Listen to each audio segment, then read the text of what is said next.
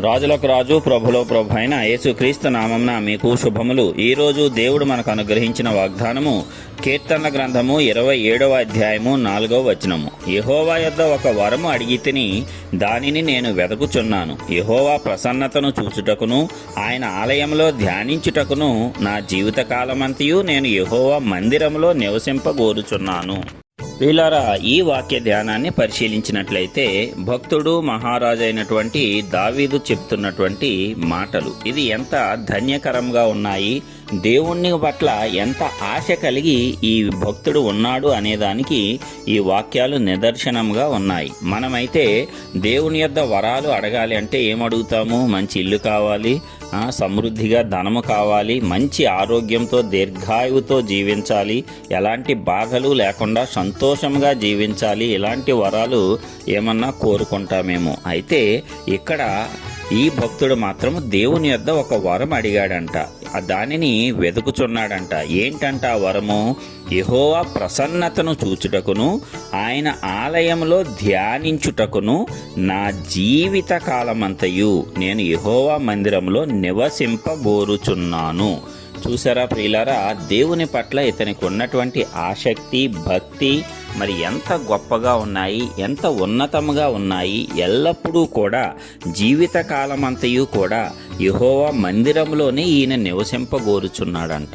మనమైతే వారానికి ఒక్కసారి మందిరానికి వెళ్ళటానికే కష్టము, ఆ 3 గంటలు మందిరంలో కూర్చోవటానికి ఇంకా కష్టము. ఎప్పుడు అయిపోతుందా, ఎప్పుడు ఇంటికి వచ్చి చక్కని భోజనం చేసి విశ్రాంతి తీసుకొని లోకంలో ఆటపాటలతో మునిగి తేలదామా అనేటువంటి విధముగా ఉంటూ ఉంటాము. ఏదో ఆ యొక్క ఆదివారం పూట మందిరానికి వెళ్ళి ధ్యానించి వచ్చి అక్కడితో భక్తి అయిపోయింది, మరలా వచ్చే వారం వరకు ఇంకా పట్టించుకునేటువంటి పరిస్థితి ఉండదు. మనలో అనేక మంది ఇదే రీతిగా ఉన్నారు. అయితే ఇతను మహారాజు అయినప్పటికీ కూడా అతని యొక్క ఆశ ఏ రీతిగా ఉందంట? జీవిత కాలమంతా దేవుని యొక్క మందిరంలోనే అతను నివసింపగోరుచున్నాడంట. ఎందుకు దేవుని మందిరంలో నివసింపగోరుచున్నాడు? ఆయన యొక్క ప్రసన్నతను చూడటానికి, అలాగే ఆయన యొక్క ఆలయంలో ధ్యానించటానికంట. దేనిని ధ్యానిస్తాడు? వాక్యాన్ని ధ్యానిస్తాడు. అంటే వాక్యము ధ్యానించటానికి జీవిత కాలము సరిపోదు అని స్పష్టంగా ఈ వాక్యం ద్వారా భక్తుడు తెలియజేస్తున్నాడు. ఎందుకంటే జీవితకాలము మనము నేర్చుకున్నా సరే వాక్యము ఇంకా నూతనంగానే ఉంటుంది.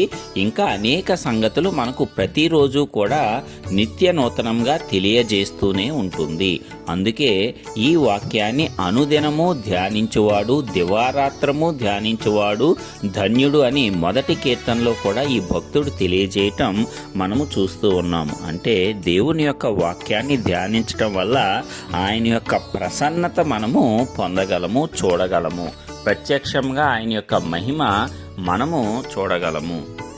ఇలాంటి ఆశ కలిగి ఉన్నప్పుడు దేవుడు ఎల్లప్పుడూ కూడా మనల్ని ఆవరిస్తూ ఆయన కృపను మన మీద హెచ్చుగా హెచ్చింపజేస్తాడు. అందుకే దావీదుకు శాశ్వత కృపలు దేవుడు చూపించాడు. అదేవిధంగా ఎల్లప్పుడూ కూడా దేవుడు అతనికి తోడుగా ఉండి ఎలాంటి పరిస్థితుల్లో కూడా అతని చేయి విడవకుండా కాపాడుతూ, అతని శత్రువుల చేతికి చిక్కకుండా, వ్యాధికి మరణానికి చిక్కకుండా అద్భుత రీతిగా దేవుడు అనేక సందర్భాల్లో దావీదును కాపాడినట్లుగా మనం పరిశుద్ధ గ్రంథంలో చూస్తాము. అందుకే దావీదు అంత గొప్ప భక్తుడయ్యాడు.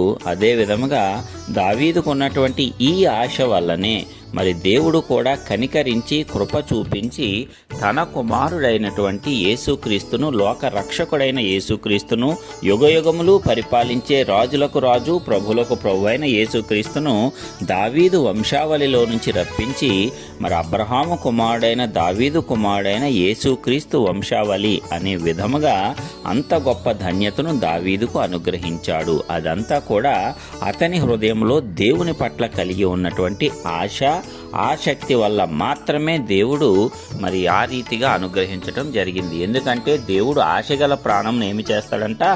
తృప్తి పరుస్తాడు. నీకు నాకు కూడా అలాంటి ఆశ కలిగి ఉంటే ఎల్లప్పుడూ దేవుని సన్నిధానంలో మనం కనిపెట్టుకొని ఉండాలి. ఆయన ప్రసన్నతను మనం పొందుకోవాలి. ఆయన యొక్క వాక్యాన్ని నిరంతరము ధ్యానించాలి అనేటువంటి ఆశను గనక మనము కలిగి ఉన్నట్లయితే దేవుడు అద్భుత రీతిగా ద్వారాలు తెరుస్తాడు. అద్భుత రీతిగా ప్రతి విధమైనటువంటి ఆపత్కర పరిస్థితుల్లో నుంచి, ఆపదల్లో నుంచి మనల్ని విడిపించడమే కాకుండా మన హృదయంలో ఉన్నటువంటి ప్రతి విధమైన ఆశను ఆయన తీర్చి మనకు తృప్తిని కలుగజేస్తాడు. కాబట్టి ప్రియులారా, ఈ వాక్య ధ్యానం ద్వారా ధైర్యం తెచ్చుకొని దావీదుకు కలిగిన ఈ మనస్సాక్షిని మనము కూడా కలిగి ఉండి దేవుని యొద్ద అడగవలసినటువంటి వరములు ఇలాంటివే అని తెలుసుకొని శ్రేష్టమైనటువంటి వరాలను మనము అడగటమే కాకుండా వాటిని పొందుకోవటానికి వెదకటం అంటే అనుదినము దేవుని సన్నిధానములో మనము ధ్యానించటం వల్ల, ప్రార్థన చేయటం వల్ల, మొర పెట్టడం వల్ల